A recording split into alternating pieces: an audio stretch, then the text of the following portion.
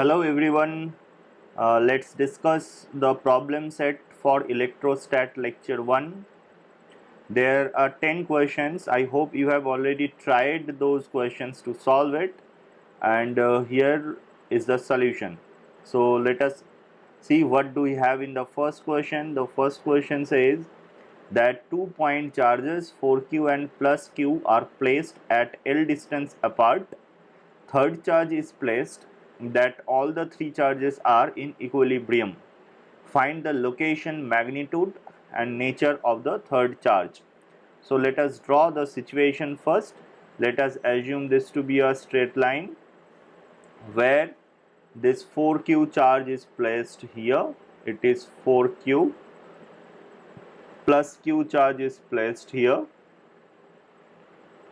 Somewhere in between, let us assume another charge is placed. Now, you need to understand that what kind of charge can be placed here. And there is one question more, that can this charge be outside this line? Let us assume first that the charge is placed outside this line. So if I place a charge plus q here, then this plus and plus will be repelled, and this plus and plus will all again be repelled. And if I place a negative charge here, then both the charges will attract it. So it is not possible to have our charge, the third charge, outside of the line. Now let us assume that what kind of charge can be placed in between these two charges along this line. If I place a positive charge here, if I place a positive charge, then this positive positive will repel and this positive positive will repel, right? So it is possible that I can place a plus q plus charge here, but the question says that all the three charges should be in equilibrium. So if I place a positive charge in between, then any one of the other two charges, let us assume this small q, this third charge will repel this small q, and this 4q charge will also repel that small q. So in that case, this cannot be in equilibrium, and as well as this also cannot be in equilibrium, right? So this third charge cannot be a positive one, so it must be a negative charge. As it is a negative charge, now you can see that I can balance this negative positive attraction with positive positive repulsion for this charge. Also this repulsion force due to this positive positive and attraction due to this negative positive, and here both the charges are attracted, both the charges are attracting this negative charge, so this can also be in equilibrium. Now I have to find what is the distance from this, from any of the say small q of this point. Let us assume that this distance is x, right? From small q it is x. So what is the distance from 4q? The rest of the distance, which is L minus x, right?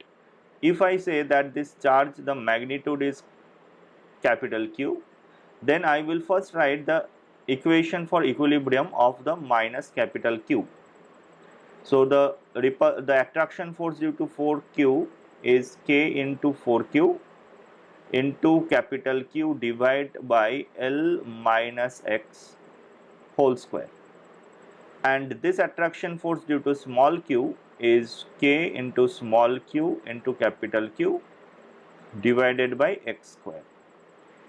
If I solve this equation, you will see that 4x square is equal to L minus x whole square.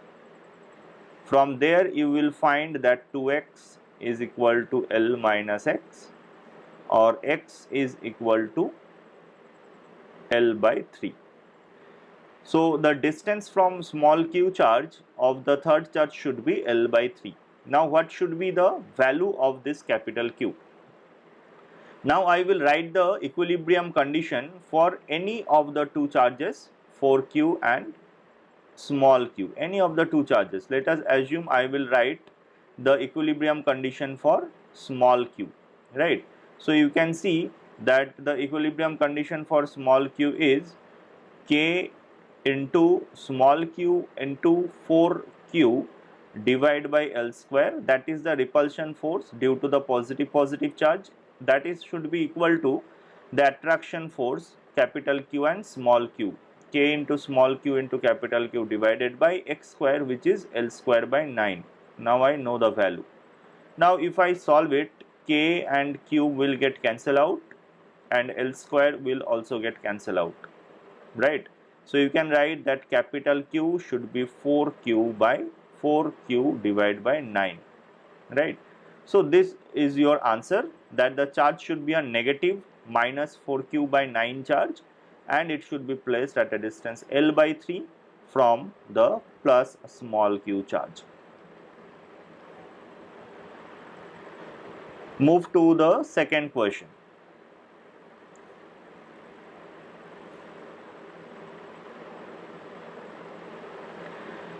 It says two identical point charges having plus q are fixed in gravity-free space at a distance 2L. Another particle with mass m and minus q is placed midway between these charges. Now this particle is slightly displaced a distance small x perpendicular to the line joining these charges and released, so that this particle will execute SHM and also find the time period of its oscillation. Let us first try to draw the situation. What is happening here? Suppose this is a line where at the end two charges are kept, both are having plus q charge.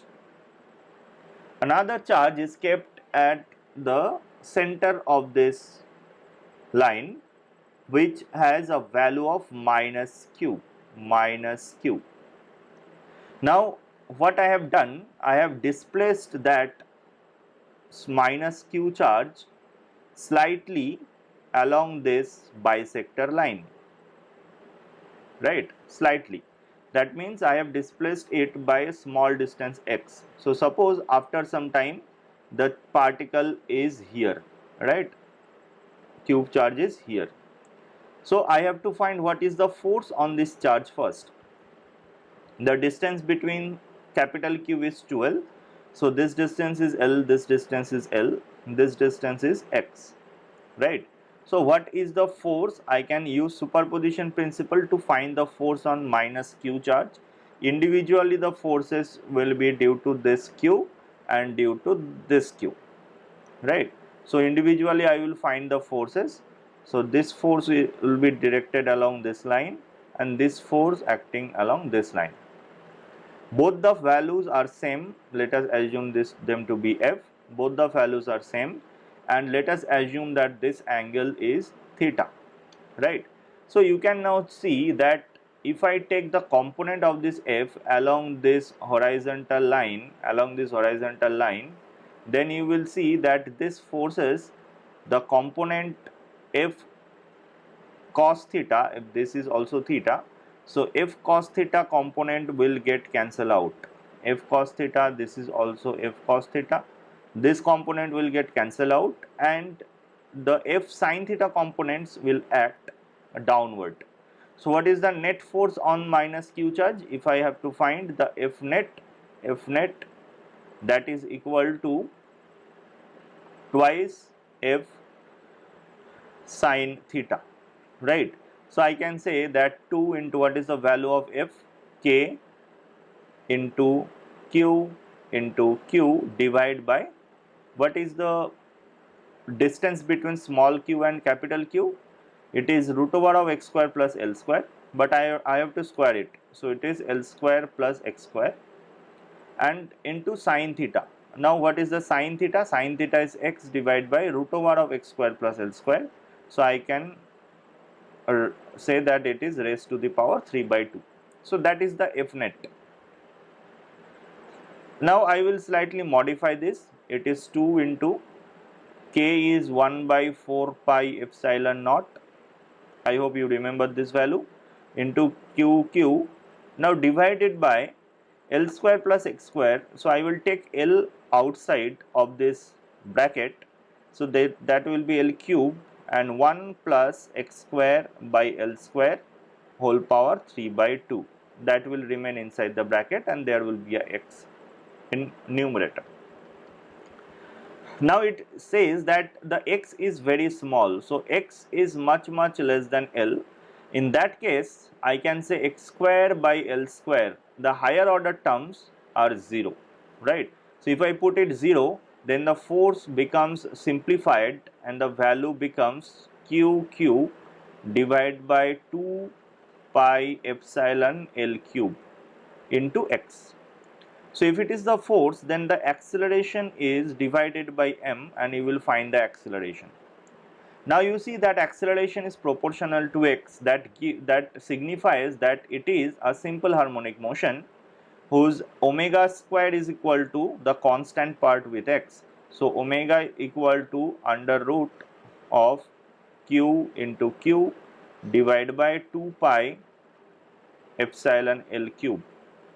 So the time period is equal to 2 pi by omega, and that will give you the answer 2 pi root over of 2 pi epsilon L cube divided by q into q. There will be a m here.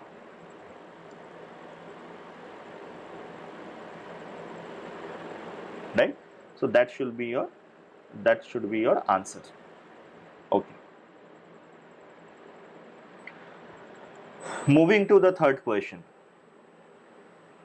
It says a point charge minus q of mass m moves around a fixed charge plus q on an elliptical path with minimum and maximum distances small r1 and small r2 as shown in figure. What is the time period of the revolution? Now this question is similar to the finding of time period in case of planetary motion around sun. How we have found the time period? We have first assumed this elliptical path to be a circular path, and we have found the constant of proportionality. Then we have substituted the radius by the semi-major axis of the elliptical path. Here also we will do the same thing. Let us assume first that the charge is moving around q in a circular path, right. So if the charge is moving in a circular path, let me draw a circle. Suppose this is the circular path where at center there is a plus q charge and minus q charge is revolving around it. So what is the force which is also centripetal force? That is nothing but Coulombic attraction force, and centrifugal force is nothing but m into v square by r. So we can find from this equation that k qq divided by r square is equal to m v square by r. So from there we can find the value of v, that is equal to k qq divided by m r under root of this. So that is the value of v, and now if I have to find time period, that is simply 2 pi r divided by v. So that is equal to 2 pi root over of 2 pi r mr into r divided by root over of k q q. So that is nothing but 2 pi, I'll make it square everything. So that is 4 pi square into m divided by 1 by 4 pi epsilon naught q q under root of everything into r power 3 by 2. Now what I will assume in elliptical path, I will only replace the radius by semi-major axis. What is semi-major axis in this case? Semi-major axis is small r1 plus r2 divided by 2, right? So my answer should be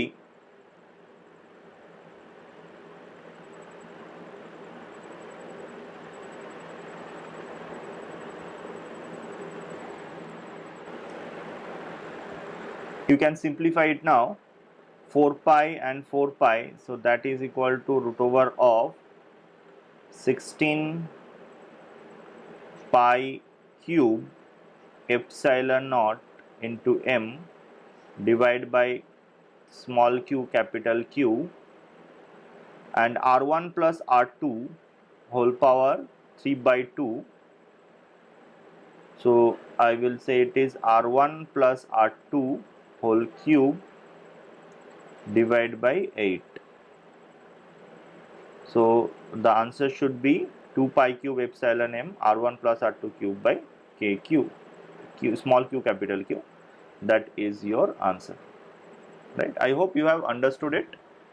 We have done several problems like this in gravitational chapter, so you can refer this chapter also.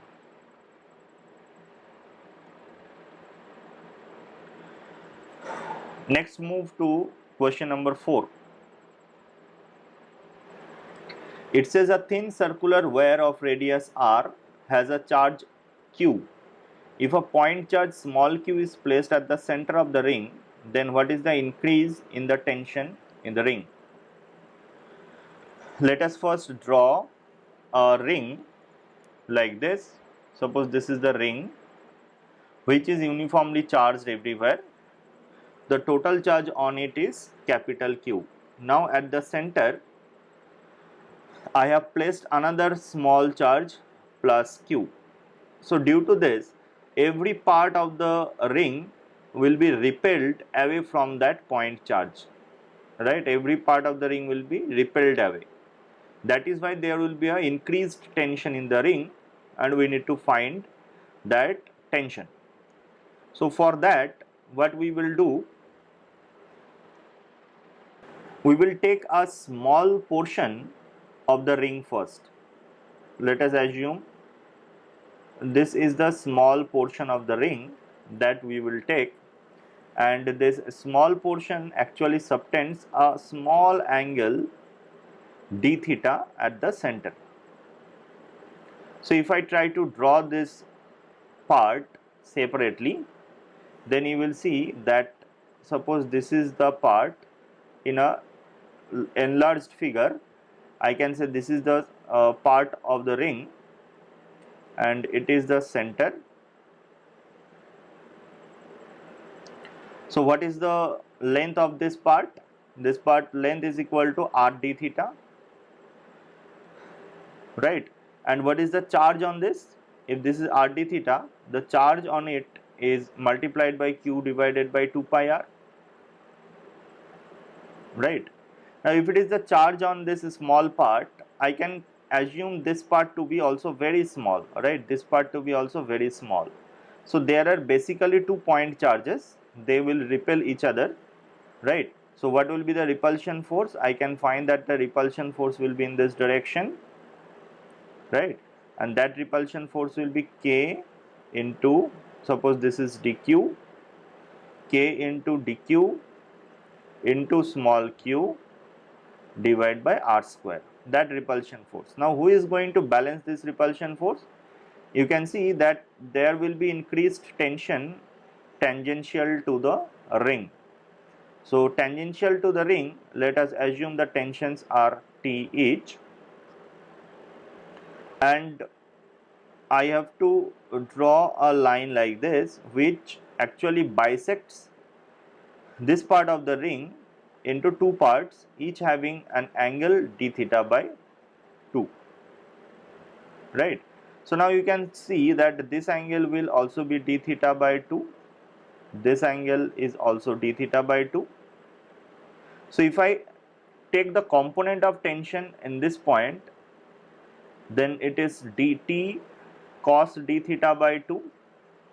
Here also you will find the same component, t cos d theta by 2, but the vertical components you will get t sin d theta by 2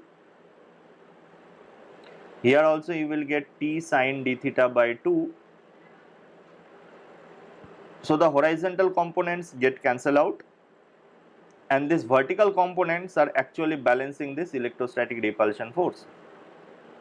So I can now write a equation which is 2t sine d theta by 2 is nothing but d theta by 2, because theta is very small, so I can use small angle approximation here.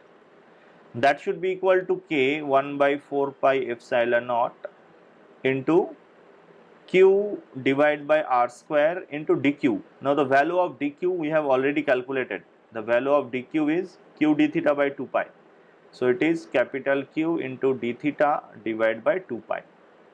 You can see that d theta part will get cancelled out, 2 gets cancelled out. So what is the value of tension? You will get it is q capital Q divided by 8 pi square epsilon naught r square. So that should be your answer of this question.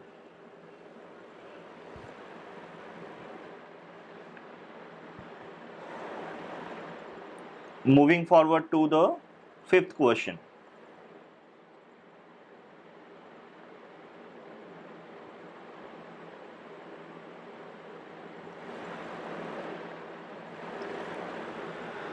This question says, two identical balls, each having density rho, are suspended from a common point by two insulating strings of equal length.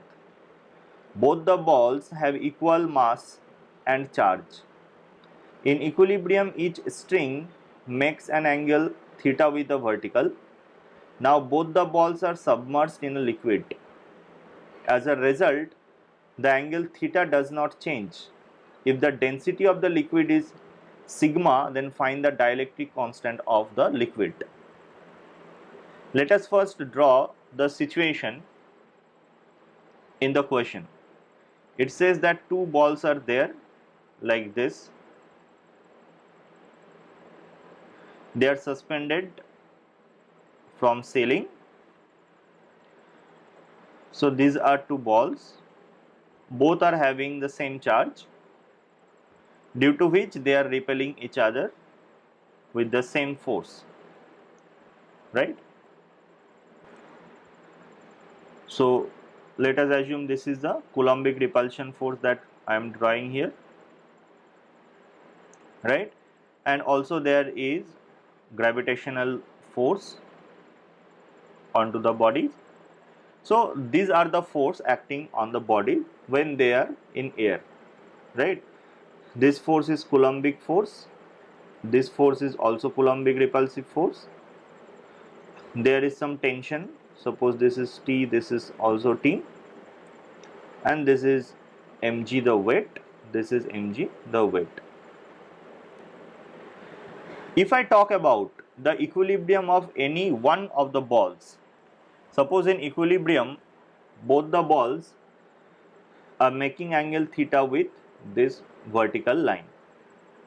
So in equilibrium we can say that the resultant of mg and fc, that should also act along the same line as of the tension, because the resultant of these two should balance the tension force. So if this angle is also theta, now I can use the vector addition triangle law. We can say that tan theta is equal to, from this expression, we can say tan theta is equal to fc divided by mg. So this is the first equation, right? Now in the second case it says that now the same situation is dipped inside a liquid, right? When it is dipped inside a liquid, then what are the forces that are extra added on the balls? Extra forces, here you can see that now there will be the Coulombic repulsion force, which is less than the earlier value by a factor epsilon r, which is the relative permittivity that I need to find, right? Along with this, there are two opposite forces like this due to the buoyant force of the liquid. So now if you draw the exact forces on any of the balls, then you can see that downward force is not mg but mg minus b, right? So if I draw the forces on this ball, you can see what are the forces we can draw now. You can see now there is a tension which is different from earlier one. There is Coulombic repulsion force which is Fc by epsilon r, and the downward force is mg minus buoyant force b. And according to the question, the angle theta remains the same. So I can now also say that this angle is theta. So if I apply triangle law of vector addition, you can see that now the value of tan theta is equal to Fc divided by epsilon r divided by mg minus b. So this is the second equation. Now I will compare the two equations and you will find that Fc by mg is equal to Fc divided by epsilon r into mg minus b. So Fc gets cancelled out. So we can find that epsilon r is equal to mg divided by mg minus b. Now we all know that m is equal to rho v and g divided by mg is equal to rho vg minus what is buoyant force, sigma vg. So the answer should be rho divided by rho minus sigma. That should be your answer. I hope you have got the solution. Let's move to the sixth question.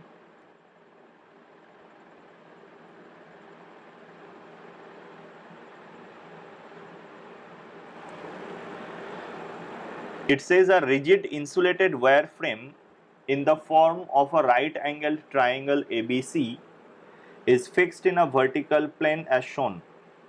Two beads of equal masses m each and carrying charge q1 q2 respectively are connected by a cord of length L and can slide without friction on the wires. Considering the case when the beads are stationary, determine the angle alpha, the tension in the cord and normal reactions. Let us first draw the situation.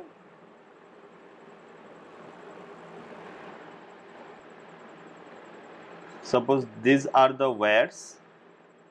This angle is 30 degree. These are the wires. And this is one ball. This is another ball.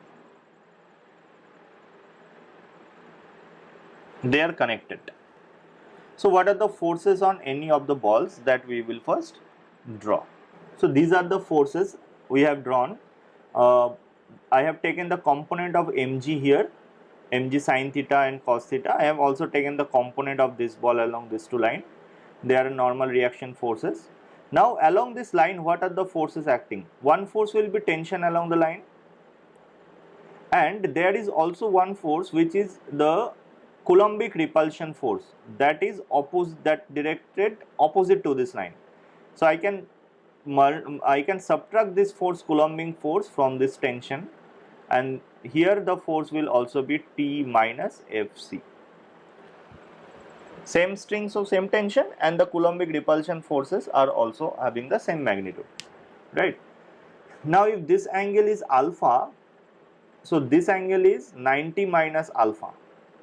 So I will take the component of this force along this line. Along this line, the component of this force will be T minus Fc cos alpha, and along this line the component will be T minus Fc sin alpha. Now as the balls are stationary, so we can apply equilibrium condition along any direction. I will apply equilibrium condition along the inclined plane.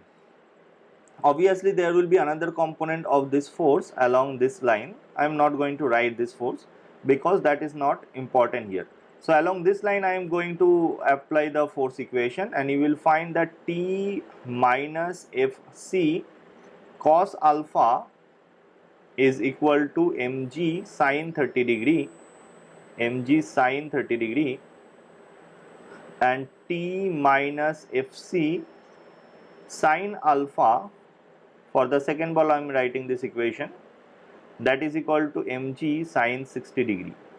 Now if I simply divide it second by first, then you can see that tan alpha is equal to sine 60 by sine 30, that means root 3, which will give you alpha is equal to 60 degree, right?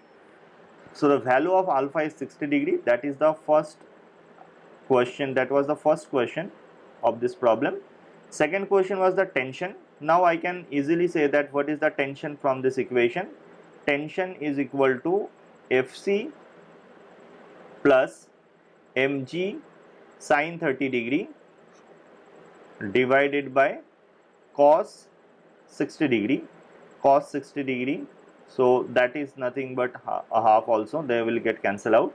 So tension is equal to mg plus, what is the Coulombic repulsion force, that is k into 1 by 4 pi epsilon k into, both the charges are q, sorry, one was q1 and q1 q2, so k into q1 q2 divided by L square. So that should be the value of tension, which was the question number 2, right? And question number 3 is the normal reactions.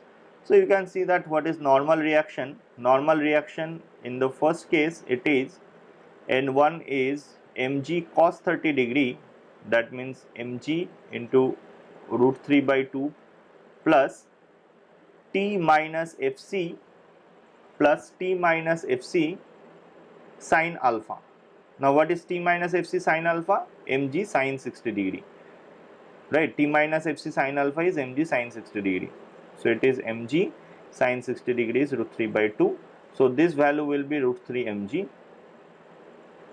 and N2 similarly will be mg cos 60 degree is half plus t minus fc cos alpha, which is mg sine 30 degree, which is mg by 2. So this answer is mg, right? So these are the two normal reactions. I hope you have got this solution of the question. Let's move to the next one. In question number 7, we have two small balls having same mass and charge located on the same vertical line at heights h1 and h2 and are thrown in the same direction along horizontal direction with the same velocity v. First ball touches the ground at a distance L from the initial vertical line. At what height h will the second ball be at this instant? Air drag and the effect of the charge induced on the ground are neglected. Okay. So let us first draw the situation. So let us assume that this is the vertical line where there are two charges. Let us assume one charge is here, small q, another charge is here, small q. Both are having the same mass.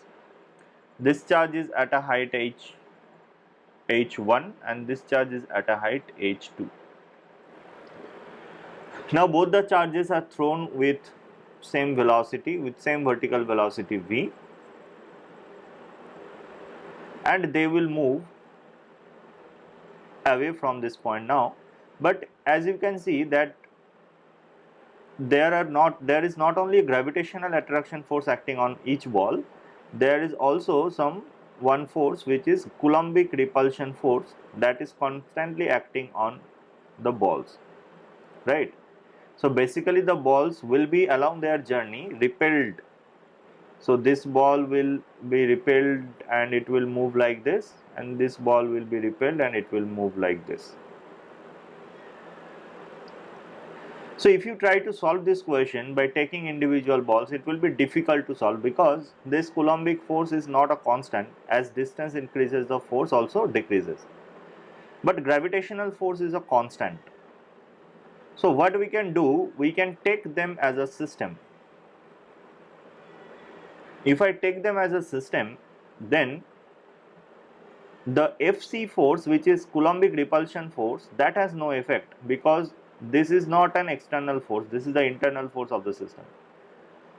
So the only external force on the system is twice mg, and mass of the system is 2m, which is the center of mass, 2m.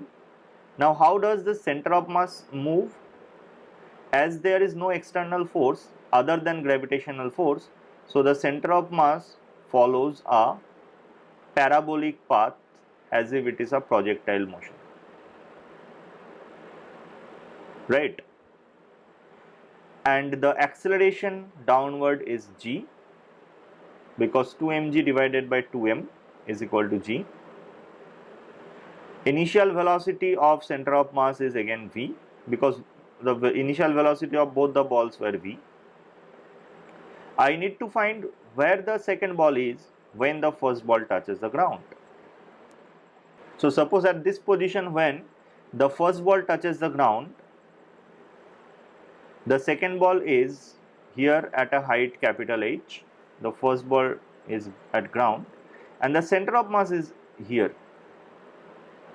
So what we can write from this situation? We can say that if the first ball has hit the ground, then how much the center of mass has moved in horizontal direction? Definitely L. And in horizontal direction there is no acceleration of center of mass. So can I write that V into the time taken is equal to L? So the time taken by the center of mass from this initial to this final situation is L by V. Now, what is the location of this center of mass? Can I find the position of the center of mass? What was initial position of center of mass? If you can see that initial position of center of mass was h1 plus h2 by 2. And what is final position of center of mass? I can say the initial situation is h1 plus h2 by 2 minus the final position is this minus this part. How much center of mass has come down? It is simply half into gt square, half into g into t square. So that is the final position of center of mass, and that is equal to position of center of mass. You can find the equation. Small m into its position is 0 plus another m into its position is h divided by 2m. Right. So if you can cancel 2 and 2 both the side, m and m will get cancelled out. So h will have a value h1 plus h2 minus gl square by v square. Right. So that will be your answer. I hope you have got the solution. If not, then again try to repeat the same solution and try to do it by your own, then only it will be clear. But remember here that we need to solve it by center of mass method, right? Not individual. Let us see what do we have in the question number 8. It says two small identical balls lying on a smooth horizontal plane are connected by an ideal spring. One ball is fixed at point O, another is free. Balls are given equal charge, as a result of which the spring length increases twofold. The ratio of the new frequency to the old frequency is. Alright. So let us first draw the situation. It says that two balls, each of having mass m, they are connected with a spring. One ball is fixed. Now the same ball, when they are given the same charge, then the spring length becomes double. So if the length is L, now the length is 12, right? So what is the ratio of the frequency of the new frequency to the old frequency? Now I can say that the old frequency, if old, that is equal to old frequency is 1 by time period. So it is 1 by 2 pi root over of k by m. And that is the time period of there is the frequency of old one. Now what is the frequency of this one?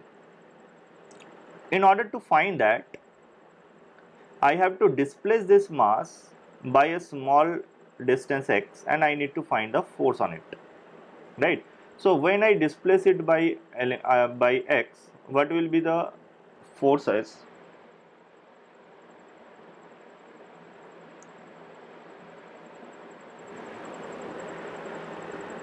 So if I displace this ball by small x, then what are the forces on it that I have to find? Let us see what are the forces on it. There will be one spring force acting on it. That spring force will be K into L plus x, because now its elongation from natural length will be L plus x, and its Coulombic repulsion force will be K into Q square divided by 2L plus x whole square. So now I have to find what is the net force on it. So the net force on it is equal to KL plus Kx minus, okay, so this K and this K are different, right? So let us assume that spring constant is K prime, right? K prime, spring constant is K prime. So K prime L plus K prime x minus K into Q square by 2L plus x whole square. So here what we will do, we can take 2L outside, right? So it will be 2L if I take outside,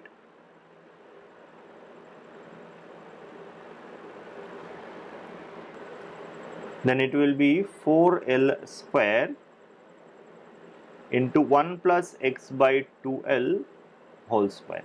Why I have done that? Because I need to approximate this value, as x is much less than L or 2L, right? So this value is actually K prime L plus K prime x minus KQ square by 4L square into 1 plus x by 2L whole power minus 2, right?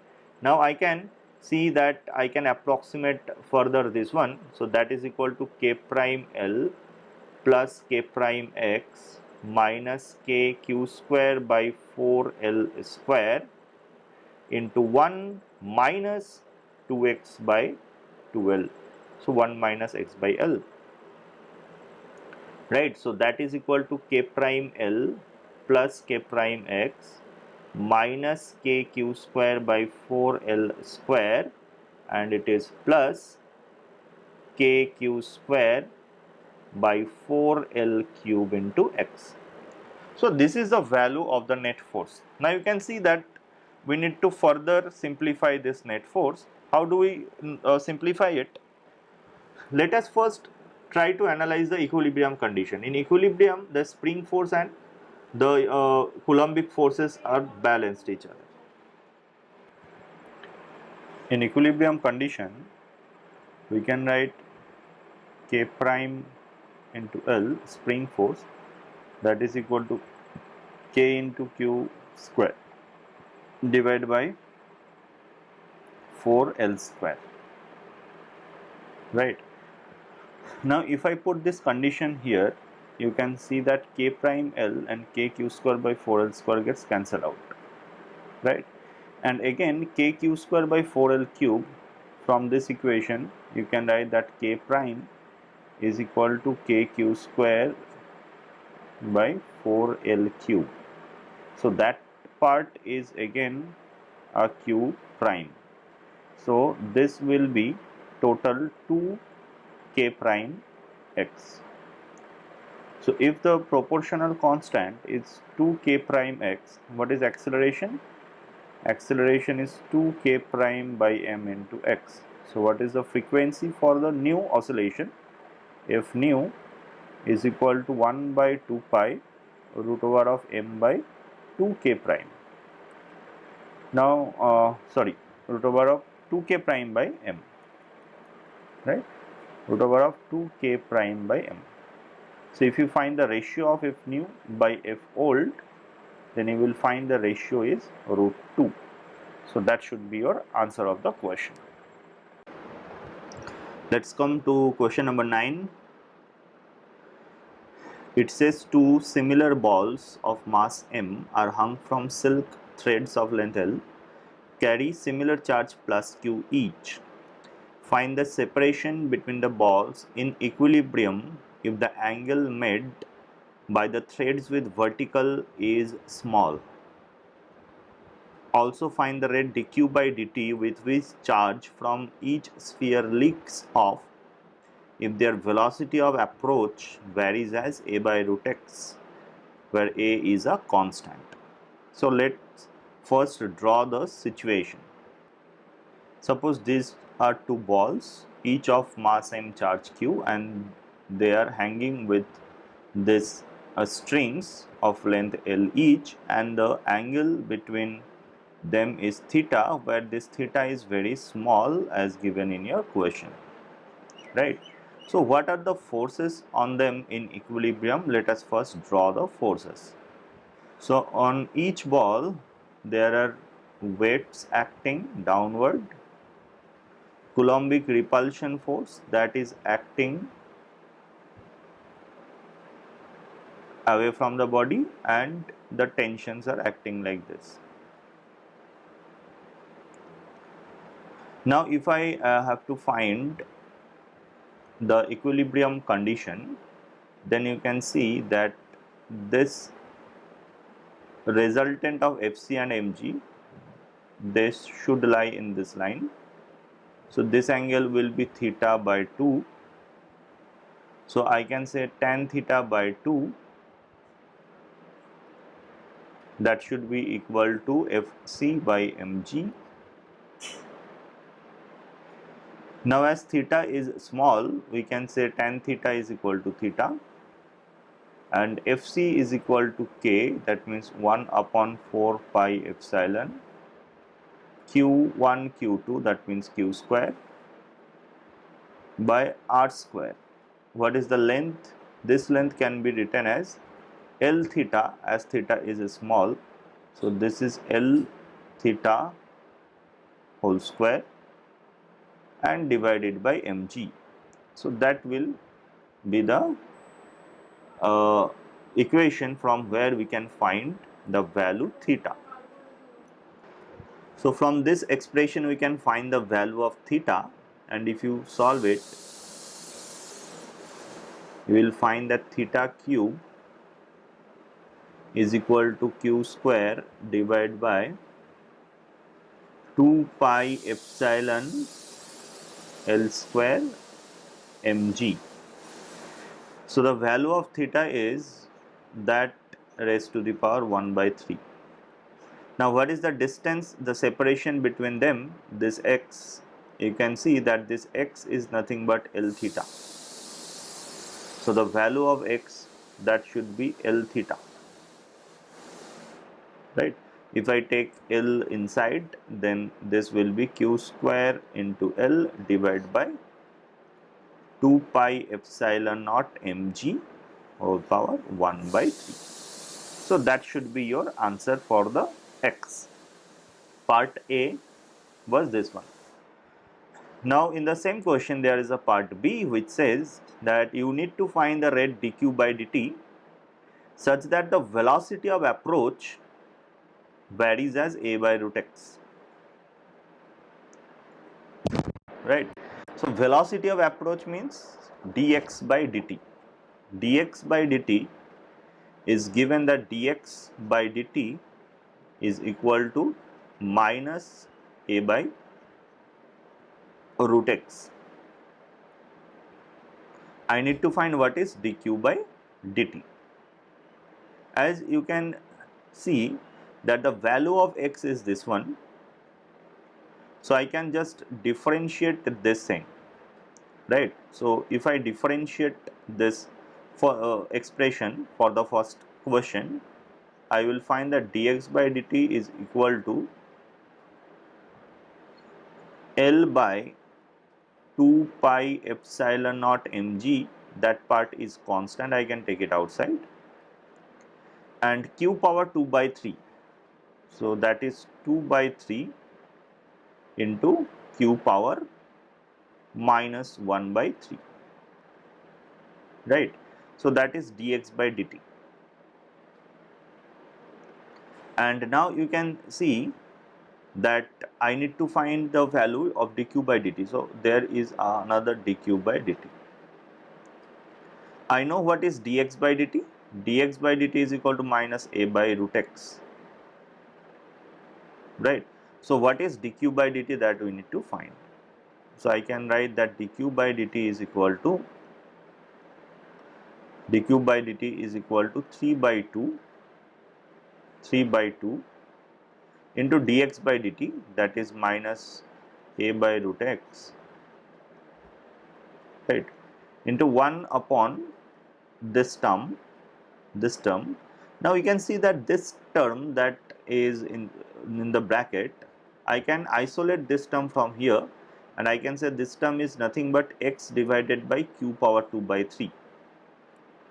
So this term is x divided by q power 2 by 3, right, and into q power 1 by 3. If I take this q power minus 1 by 3 this side, so the answer should be minus 3 by 2 a by x power 3 by 2 into q, right? So this is the dq by dt. Now I can replace this x by this expression also, and what you will see, if this is x, then what is x power 3 by 2? It is square root of this one, right? So this is minus 3a by 2 into q into 1 by x power 3 by 2, that is 1 by square root of this one, right? So it is root over of 2 pi epsilon mg divided by q root L. So q will get cancelled out. So your answer will be minus 3a by 2 under root of 2 pi epsilon naught mg divided by L, right? That is the value of dq by dt. Why the minus sign is there? Because the charge is leaking off. So that is why the rate of change of charge should be negative, right? So that should be your answer. Now move to the last question, question number 10. It says one end of an insulating rigid rod of negligible mass and length L is pivoted to a fixed point O. A small ball of mass m and having a negative charge of modulus q is attached to the lower end of the rod. At height A above the point O is fixed another small ball carrying positive charge q, as shown in the figure. What should be the minimum value of small m of the lower ball so that the system remains in state of stable equilibrium? So let us first draw the situation. So this is a rod which is pivoted at this point O, and at its other end there is a small ball of mass m and charge minus q, and at a height small a above this point O there is a positive charge plus q. So the question is asking that what should be the minimum value of small m so that the system remains in stable equilibrium. So what is the stable equilibrium? It means that if I slightly displace this rod and the ball system about this pivot by a small angle theta, that system should come to this original position again, right? So let us first shift this by a small angle theta, and at this point we will analyze what are the forces on the system, on the ball actually, because the rod is massless. So suppose when I have slightly displaced this mass from here to here, This angle subtended is theta. I need to take torque about this point of the force mg and of the force Coulombic repulsion force Fc. As you can see that this angle is very small, so I can assume that the distance between small q and capital Q is roughly a plus L only, right? So what will be the torque of the force mg above this point O? I will take perpendicular this distance. Now this distance is equal to a plus L sine theta. And what is the torque of Fc about O? To find that, I will find this distance, and this distance is equal to a sine theta. So I can write the equation that torque of mg, which is mg into a plus L sine theta, that should be greater than torque of Fc, that is Fc into a sine theta. Now from this expression sine theta gets cancelled out, so I will get that m is greater than Fc into a. Fc means 1 upon 4 pi epsilon naught into small q capital Q divided by a plus L whole square into a divided by g into a plus L. So that gives you the answer is m is greater than small q capital Q into a divided by 4 pi epsilon into a plus L cube into g. So that should be your answer. I hope you have understood the solution of all the problems, and I will suggest you to frequently practice those questions. It's not that it is for one time practice. After few months you can also sit with the question paper and try to solve it by your own, so that you have a good practice on this type of problems. Thank you for watching it.